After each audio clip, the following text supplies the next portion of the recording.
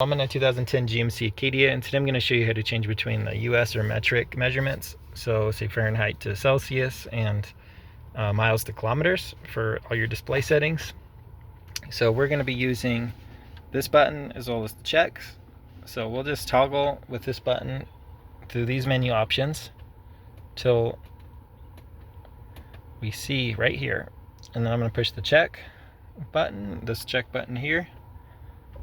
It'll switch it to metric, and it should just auto update, so there's nothing else you have to do.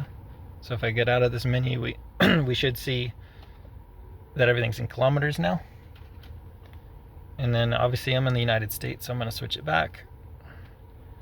But same process I just showed with this here. So I'm back, push that, and I'm back here. I'm going to push the check again. Now we're in English, so really it's referring to like the United States. But I hope that's helpful. Hope you have a wonderful day.